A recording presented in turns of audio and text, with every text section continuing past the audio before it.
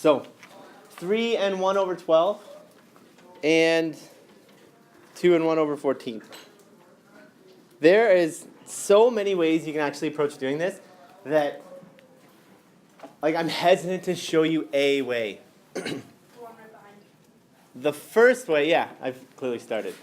The first way, the first step no matter what is going to be get common denominators. So there are two approaches for doing this. Is there anyone who uses multiples still? Nobody? Sometimes. Sometimes? All right, somebody tell me my 12 multiples. Oh, I got this. 12. Go. 24. 36. 48. 50. Which? Oh, no. 60. I agree. 72. I know. 84. Stop there. That's pretty far, and I know the answer is 84, so I'm going to get him to stop there. But if you're doing multiples, you wouldn't know. You'd have to keep going and going, just hope they eventually match. That's the issue again with multiples. Somebody want to do 14 for me? Huge hint. Go ahead, Brooke. 14. Go. 28. 42. 56. 70. 84. And there they match. 70, 84. So once they match, I know that's going to be my new common denominator. If you use that method, good. Who uses prime factorization now more often than it? Good for you. I think it's the most efficient method. You'll know for sure you're done. You don't have to guess how far to go, and so it works really well. And if you get good at it, you can start to do it in your head quickly. And I'll explain that as well. So, prime factorization, what do I write inside? 12 and 14. What prime factor is the smallest prime factor that goes into both, Chloe? 2. 2 goes into 12. 6 times. 2 goes into 14. 7 times. Now, I'm going to give you guys a little hint here. Because 7 is prime, because I'm down to one prime number, right there, I know the answer is going to be 2 times 6 times 7. That's going to be my answer. I'm going to put it all the way down, but if you only have two numbers and you get one of them down to prime, this is going to be your common denominator. If you wanted to stop there, I would allow it. That being said, I'm not going to explain that in detail, and because really if you understand what prime factorization is, you would get that already. If you kind of do, then do the whole step. So I'm going to keep going. What prime factor would you use next? Give me a prime factor that goes into either of these. 3. You want to use 3?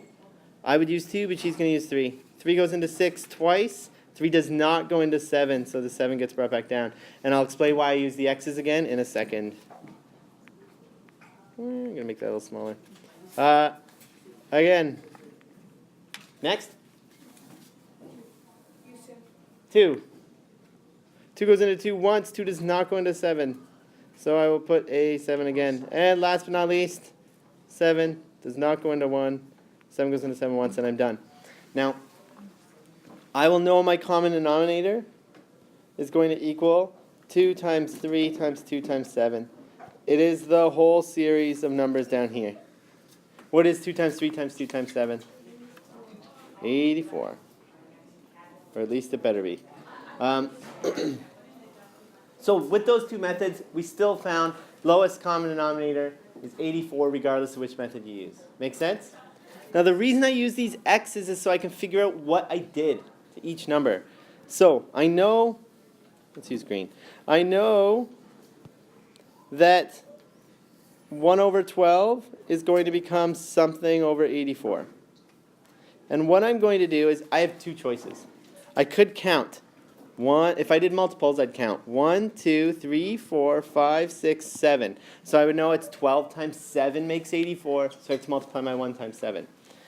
If I was doing the other way, this way here, I would find where the x is. Go down to the x, and then move over. I'd multiply it by this. If I have more than one x, like I do on the other side, I'd have to multiply it by both. But I go to the 12, go down, 7. 12 times 7, so I got to do 1 times 7. So that's going to get me 7. On the other side, I have something over 14 that needs to become something over 84. So what did I multiply 14 by? Anybody? Pardon me? 6. How do you know?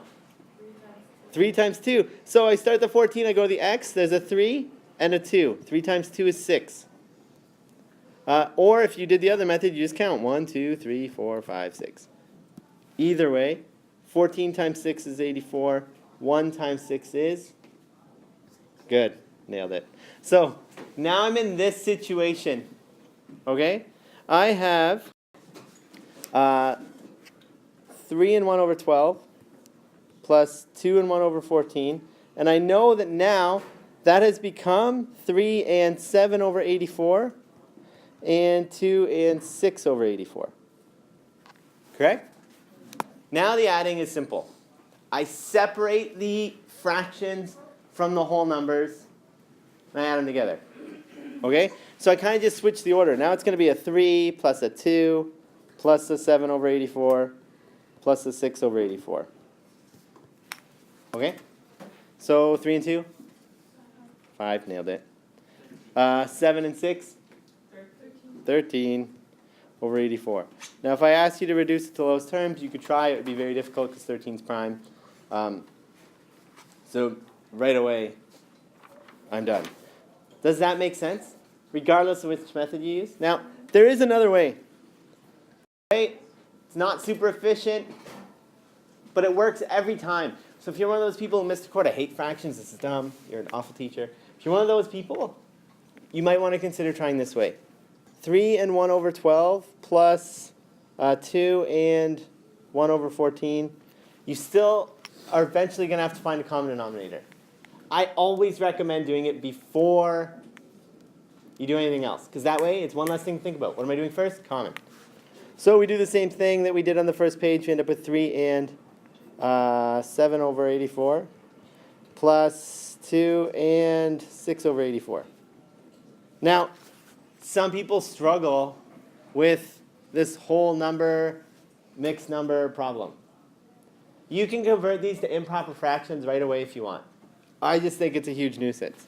So this could switch to 84 over 84 plus 84 over 84 plus 84 over 84, because that's 3 wholes, plus 7 over 84, plus, now I'm at the 2, 84 over 84, plus 84 over 84, plus 6 over 84. That would take so much time. Then you would just smash these in on your calculator. 84 plus 84 plus 84 plus 7 plus 84 plus 84 plus 6.